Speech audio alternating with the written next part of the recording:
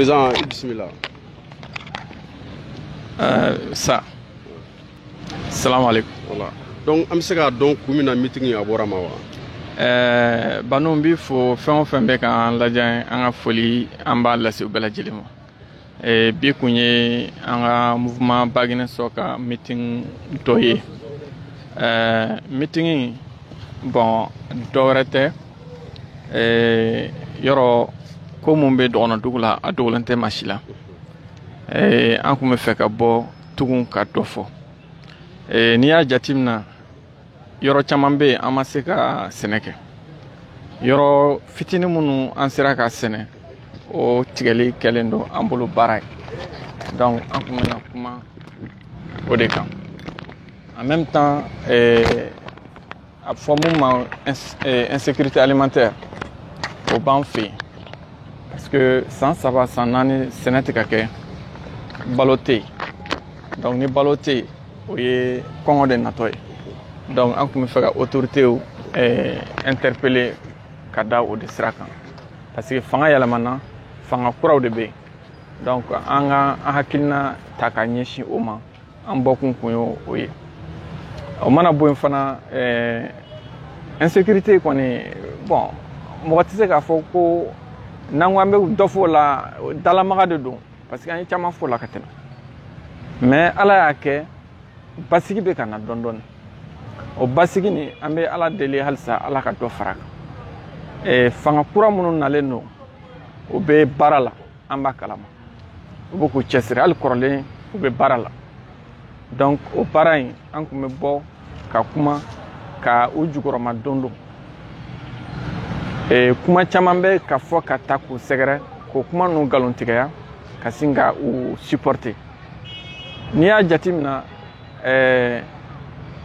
mouvement Baginɛ sɔ kabini a créera an ni an ka donso Dana Amasago an n'olu de bɛ baara kɛ ɲɔgɔn fɛ. An tile kelen an m'u kɔbila wa an t'u kɔbila fana.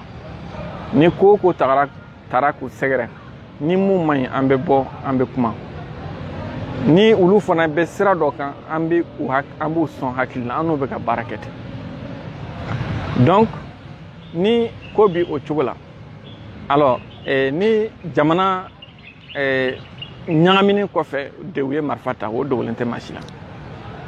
Kabini olu ye nin baara in daminɛ fo ka se bi ma tile kelen an ma donso ninnu ye ko u ye lagosi ta k'an ka sɔrɔsiw sɛgɛrɛ ou bien ka attaque dɔ ta ka sɔrɔsiw sɛgɛrɛ a ma deli ka kɛ wa a tɛ kɛ parce que o t'u taabolo ye. Olu nakun de ye ka u ye vide mun to yen k'o vide ni u bɛ se k'o vide ni lafa cogoya min na u nakun de y'o ye.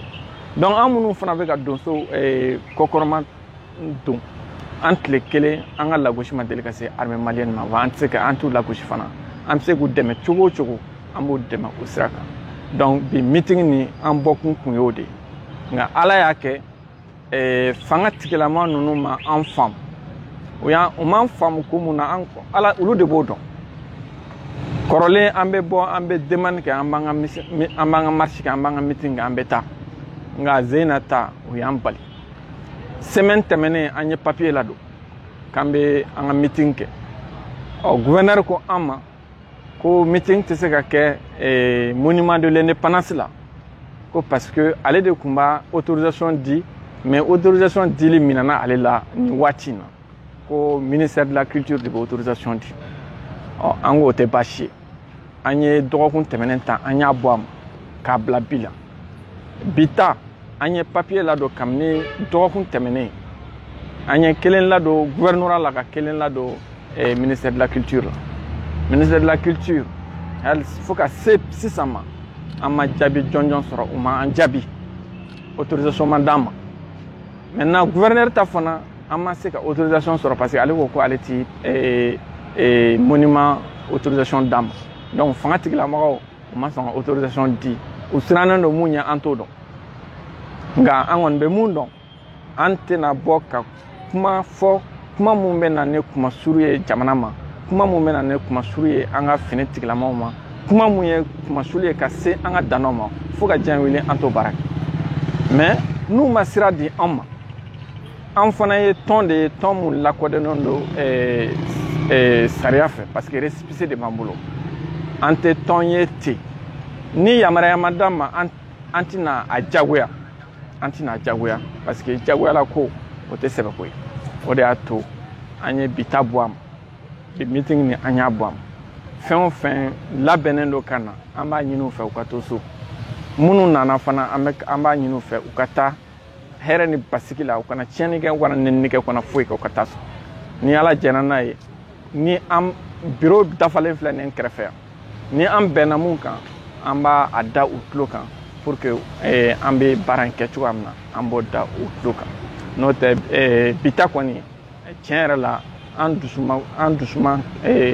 dusuma kasilen don an nisɔngoyalen yɛrɛ de bɛ nin lase u ma mais ni ala ma mun latigɛ don min na o tɛ kɛ donc an b'a ɲini an balima ma u ka sabali a b'u tɔɔrɔ an b'a dɔn caman bɛ bɔ yɔrɔ wɛrɛ ka na u bɛ bɔ yɔrɔ janw de la ka na caman nana ka ban o degun ye an bɛ hakɛto kɛ ɲini u fɛ u ka yafa ma o yɔrɔ la donc halisa an kɔni bɛ u ka tugu an kɔ n'an wulila tuma o tuma an bɛ ci lase u ma an bɛ baara kɛ ɲɔgɔn fɛ dɔgɔnɔ ko in ye an bɛɛ ka ko de ye dɔgɔnɔ ko ye mali bɛɛ ka ko de ye maliyɛnw kana miiri k'a fɔ ko in ye an dama ka ko ye an dama ka ko tɛ maliyɛn bɛɛ ka ko de don kabini a ma se bi ma an ye bɔli daminɛ ka kuma mɔgɔw tun tɛ ka an lamɛn mais hali bi u ka faamu k'a fɔ ko nin ye maliyɛnw bɛɛ lajɛlen ka ko de ye dɔgɔnɔ dama ka ko tɛ fulaw dama ka ko tɛ bɛɛ lajɛlen ka ko de don donc an bɛ ala deli ala ka jisuma bɔn a ko kan ne kɔni welewelema da mun tun bɛ fɛ k'a lase jama ma o kun ye nin ye